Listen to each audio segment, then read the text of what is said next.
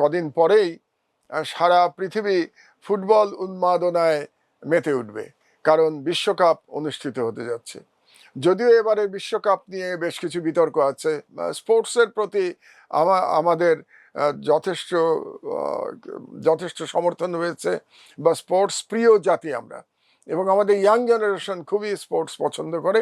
তো ইয়াং জেনারেশনের চাহিদার উপরে নির্ভর করেই আমরা এই চ্যানেলটা শুরু করতে যাচ্ছি, যার নাম আগেই বললাম আমার দেশ স্পোর্টস। তো আমরা আশা করব যে আপনারা যেভাবে আমাদেরকে সমর্থন করে এসছেন, সেরকমভাবে এই নতুন চ্যানেলকেও আপনারা সমর্থন করবেন। আমার দেশের সুপ্রিয় দর্শক, আসসালামু আলাইকুম। আজকে নতুন একটা উদ্যোগের কথা বলার জন্যে অনেক দিন পর আপনাদের সামনে বসেছি। আমরা আমাদের ইউটিউব এবং ফেসবুকের আরেকটি নতুন চ্যানেল তৈরি করতে যাচ্ছি। আপনারা জানেন যে ইতিমধ্যে আমাদের দুটো চ্যানেল আছে। একটা আমার দেশের যেটা পুরনো চ্যানেল, যেটাতে প্রধানত আমাদের পত্রিকার সংবাদ আমরা প্রকাশ করি সেখানে।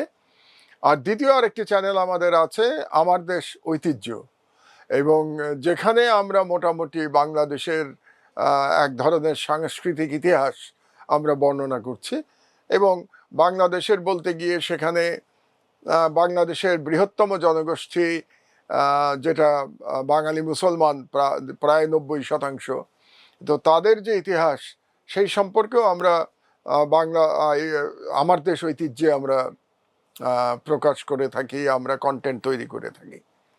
তো এবার যেটা করতে যাচ্ছি আমরা, সেটা খেলাধুলা নিয়ে।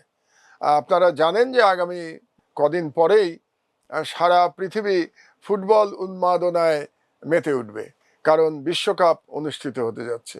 যদিও এবারে বিশ্বকাপ নিয়ে বেশ কিছু বিতর্ক আছে। আমরা একটা যুদ্ধাবস্থায় বিরাজ করছি, সারা পৃথিবী।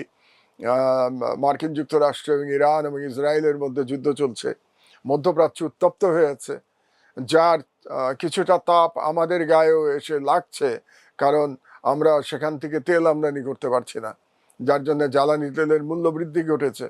তো যাই হোক, এই অবস্থার মধ্যে ফুটবল খেলা হচ্ছে, এবং সেটা হবে মার্কিন যুক্তরাষ্ট্রে। এটা আর একটা সমস্যা, ইরানিদের ভিসা পেতে সমস্যা হচ্ছে। তো সব মিলে বিতর্ক আছে, সব মিলে চ্যালেঞ্জ আছে, কিন্তু তারপরেও তো ফুটবল বিশ্বকাপ সারা পৃথিবীতে সব থেকে জনপ্রিয় খেলা। তো এই ফুটবল বিশ্বকাপকে সামনে রেখে আমরা নতুন চ্যানেলের ঘোষণা দিচ্ছি আমি আজকে, যেটার নাম হবে আমার দেশ স্পোর্টস। তো আমার দেশ স্পোর্টসে আমরা শুধু যে ফুটবল দেখাবো তাই নয়, আমরা সেখানে ক্রিকেট এবং অন্যান্য খেলা, হকি, টেনিস, সব খেলাধুলা, অ্যাথলেটিক্স, আমরা সেগুলোও করব। এরপরে যখন অলিম্পিক আসবে, সেই সম্পর্কেও নানা রকম কন্টেন্ট আমরা তৈরি করব। তো আমরা খুবই কৃতজ্ঞ আপনাদের প্রতি, কারণ প্রথম থেকে আপনারা আমার দেশকে সমর্থন দিয়ে এসছেন। সেটা প্রিন্ট মিডিয়াতেও সমর্থন দিয়েছেন, মাল্টিমিডিয়াতেও সমর্থন দিয়েছেন। তো আমার দেশ খুবই জনপ্রিয়, আপনারা সবাই দেখেন, নিয়মিতভাবে দেখছেন। আমার দেশ ঐতিহ্য মোটামুটি জনপ্রিয় হয়েছে। সেটা অনেক সিরিয়াস চ্যানেল, কাজেই একেবারে আমার দেশে যেটা সংবাদ চ্যানেল আমাদের, তার মতো জনপ্রিয় হয়তো আমার দেশ ঐতিহ্যটা হবে না, কারণ আগেই বললাম যে এটা খুবই সিরিয়াস চ্যানেল। এখানে যারা ইতিহাসের ছাত্রছাত্রী কিংবা ইতিহাস সম্পর্কে জানতে চান, তারা বেশি দেখবেন সেখানে। আর খেলাধুলার প্রতি আমরা মনে করি যে জনগণের যথেষ্ট উৎসাহ আছে। বাংলাদেশ খেলা পাগল একটা জাতি। এখন তো ক্রিকেট চলছে বাংলাদেশে, অস্ট্রেলিয়ার সাথে এক দিবস খেলা চলছে, এরপরে টি-20 খেলা চলবে। তো ক্রিকেট নিয়েও আমরা মেতে আছি, এবং ক্রিকেটে আমাদের যথেষ্ট উন্নতি হয়েছে। আমরা পাকিস্তানকে কদিন আগে 2-0 হোয়াইট ওয়াশ করেছি। তার আগে পাকিস্তানে গিয়ে আমরা 2-0 হারিয়ে এসেছিলাম ওদের। তার মানে পাকিস্তানের বিরুদ্ধে আমরা গত 4 টেস্টে 4টেতেই জিতেছি। এটা এক ধরনের রেকর্ড আমরা তৈরি করেছি পাকিস্তানের সাথে। এবং আমাদের ক্রিকেটের ব্যাটিংয়ে বোলিংয়ে উন্নতি হচ্ছে। ক্রিকেটে আমাদের অধিনায়ক শান্ত, সে ব্যাটিংয়ে সেঞ্চুরির পর সেঞ্চুরি করে চলছে। বোলিং সেন্সেশন নতুন যে এসছে নাহিদ রানা, তার পেস সারা দুনিয়াতে আলোচিত হচ্ছে। 150 কিলোমিটারে বল করছে সে, এবং তার বল তো পাকিস্তানি ব্যাটসম্যানরা এমনকি বাবর আজম শুদ্ধ মোকাবেলা করতে পারে নাই। এছাড়া আমাদের স্পিনিং ওরাও যথেষ্ট ভালো। তাইজুল পৃথিবীর one of the finest spinner. তারপরে আরও মেরাজ একজন খুবই কি বলবো বিখ্যাত অলরাউন্ডার। ওর বোলিংয়েও খুব ভালো, ব্যাটিংয়েও খুব ভালো। কাজে সব মিলে আমাদের ক্রিকেটের খুব উন্নতি হয়েছে। ফুটবলে আমরা অবশ্যই পিছিয়ে আছি, শুধু আমরা না, ফুটবলে পুরো এশিয়াই পিছিয়ে আছে, এটা মেনে নিতে হবে। তবে তার মধ্যেও হাঁটি হাঁটি পা পা করে কিছুটা উন্নতি তো হচ্ছে ফুটবলে আমাদের।